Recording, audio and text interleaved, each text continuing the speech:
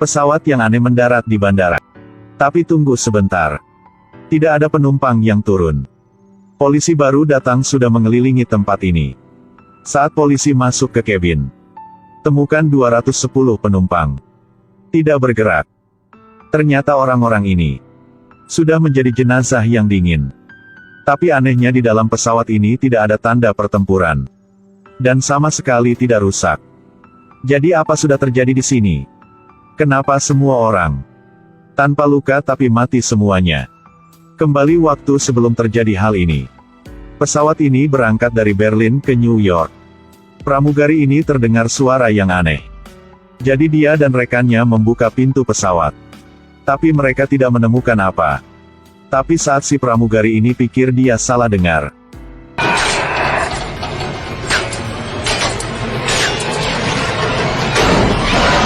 Lalu observatorium menemukan pesawat ini tidak umpan balik sinyal.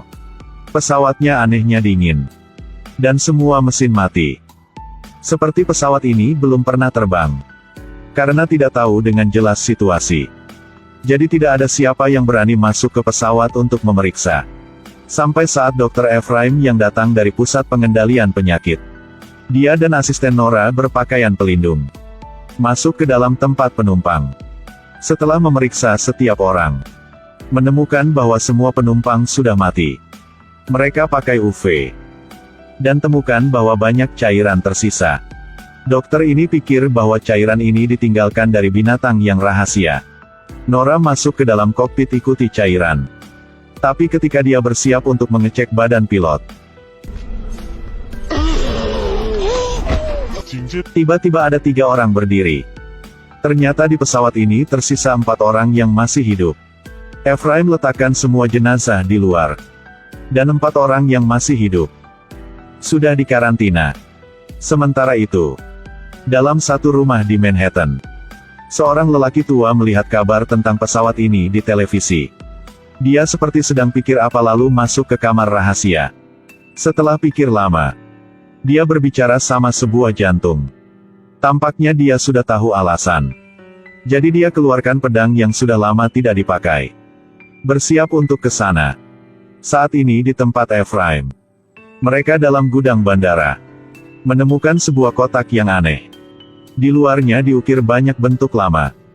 Tapi saat mereka buka, di dalamnya hanya tanah.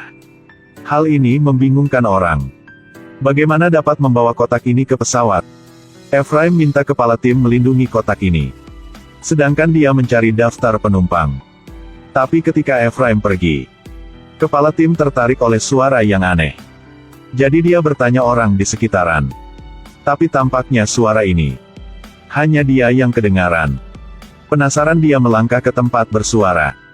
Tapi saat dia sampai tempat itu, ada makhluk hidup di sini. Makhluk hidup yang aneh ini tingginya 6,66 meter. Pria di dalam gudang bandara menemukan sebuah makhluk hidup yang aneh dengan tingginya 6,66 meter sedang berbaring. Ketika dia masih penasaran, tiba-tiba hanya satu pipa yang dikeluarkan dari mulut lalu ditusuk ke leher kepala tim. Semua darah dalam badan kepala tim ini dikumpulkan di leher. Hanya dalam 6,66 detik. Kepala tim memang mati. Ketika Ephraim ke bandara, dia dikelilingi oleh kelompok wartawan. Mereka bertanya tentang alasan kejadian ini. Tapi saat ini Ephraim tidak bisa menjawab. Tiba-tiba, pria ini bergegas maju. Lalu menamparkan muka Ephraim. Karena anaknya yang berumur 8 tahun berada di pesawat itu. Si ayah ini mau bertemu dengan anaknya. Ephraim hanya bisa bertahan. Setelah 48 jam, kami akan memberikan jawaban. Itu semua yang bisa aku lakukan. Penyelidik juga ada jejak baru. Menemukan bahwa setiap jenazah ada potongan yang kecil di leher. Potongan itu sangat tepat. Bahkan kalau Sean, dia juga tidak bisa. Tidak hanya begitu. Darah di semua jenazah ini sudah habis. Seperti disedot oleh suatu. Ephraim sepertinya tahu sesuatu. Dia bergegas berlari ke pesawat. Tapi hanya setengah jalan. Dia dihentikan oleh lelaki tua yang berpedang. Aku tahu alasan kejadian ini. Karena Aku pernah melawan dengannya. Tapi Ephraim pikir dia berbohong. Jadi dia tidak mau bercakap sama lelaki tua ini. Jadi Ephraim menyuruh pegawai untuk menyeret lelaki tua ini.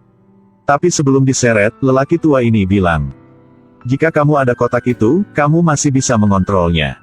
Sekarang hancurlah kotak itu. Masih belum lambat. Jangan membiarkan kotak itu lewat sungai." Ephraim pergi dulu jadi tidak mendengar kata-katanya. Hanya Nora yang masih bingung. Lalu mereka berpakaian pelindung ke gudang pesawat. Di sini mereka menemukan beberapa makhluk yang aneh. Meski mereka terlihat kecil, tapi sangat ganas. Lalu, Nora menemukan tanah dan lumpur seperti di dalam kotak. Juga ada makhluk ini. Mereka berdua merasakan apa yang buruk jadi dengan cepat berlari sampai tempat kotak. Tapi saat ini kotak sudah hilang. Melalui kamera, mereka menemukan bayangan hitam dengan cepat sudah mengambil kotak. Pasti ini bukan manusia. Karena berat kotak ini lebih dari 300 kg. Jadi Ephraim dengan cepat memanggil temannya Jim di bandara. Tapi mereka tidak tahu bahwa dalam sebuah gedung di Manhattan, mata pria di dalam lift tiba-tiba bercahaya biru. Dia naik ke lantai yang teratas untuk bertemu dengan seorang pejabat. Dari percakapan mereka, sudah tahu bahwa kecelakaan pesawat ini dibuat oleh mereka. Dan kotak yang rahasia itu juga dibawa ke tempat yang baru. Saat itu, di dalam ruang otopsi sudah terjadi hal yang kejam. Jantung yang diambil dari jenazah tiba-tiba berdebar. Dan ada banyak makhluk sudah keluar dari jantung itu. Bahkan ada yang merangkak ke tangan dia. Tapi ketika dia sedang melihat makhluk ini, di belakang dia, jenazah sudah berdiri semuanya. Anak yang sudah mati tiba-tiba hidup kembali. Dia berlangkah ke ayahnya. Aku sangat dingin. Si ayah ini tidak bisa percaya, dia berdiri. Dia melihat tangan anaknya yang sedang merentang. Lalu si ayah ini dengan senang memeluk anaknya dan menangis. Tapi saat ini, emosi si anak ini sangat aneh. Hal aneh itulah mata anak ini. Anak ini adalah penumpang di pesawat. Karena kecelakaan. Akibatnya dalam total 210 orang. Hanya sisanya 4 orang yang hidup. Mereka dikarantina oleh Pusat Pengendalian Penyakit.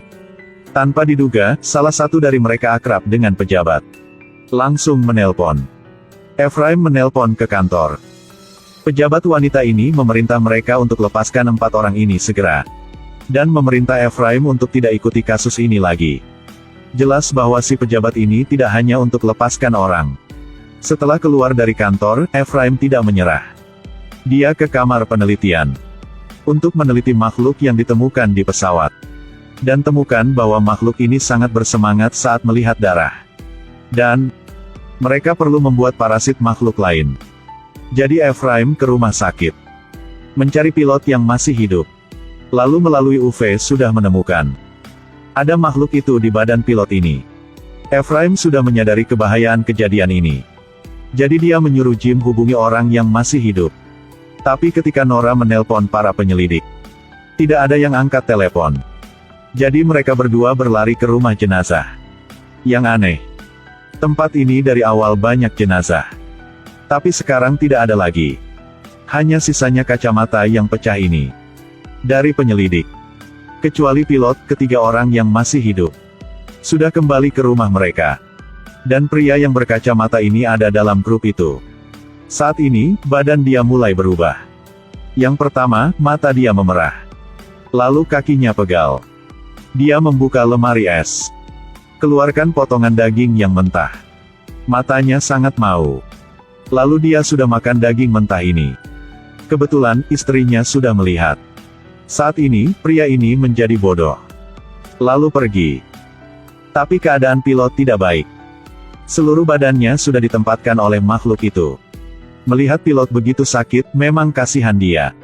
Ephraim dan Nora tidak tahu harus lakukan apa. Mereka harus menghadapi dengan apa. Untuk mencari kebenaran. Mereka berbagi untuk mengambil tindakan. Ephraim akan ke tempat si ayah yang sudah menamparkan mukanya. Karena beberapa hari yang lalu si ayah itu sudah bilang, anaknya yang sudah mati sudah kembali. Nora akan mencari lelaki tua di bandara hari itu. Pasti dia tahu kebenaran. Efraim sudah sampai rumah anak itu. Tapi anehnya pintu tidak dikunci. Di dalam rumah ini kesepian. Sepertinya ada yang sedang bersembunyi di sudut, mengawasi Efraim. Efraim di dalam kamar mandi. Menemukan air di dalam bak mandi juga merah. Dan di dalam bak ini ada rambut.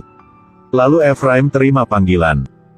Kabarnya di dalam rumah sakit ada kejadian darurat. Jadi, Efraim bergegas berlari ke rumah sakit. Tapi sesudah Efraim pergi,